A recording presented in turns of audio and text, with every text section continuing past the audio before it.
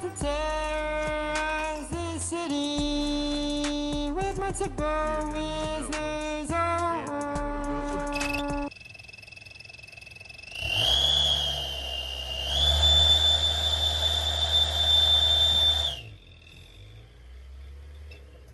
Gonna got 50 hardcore enemies. Gonna got 50 hardcore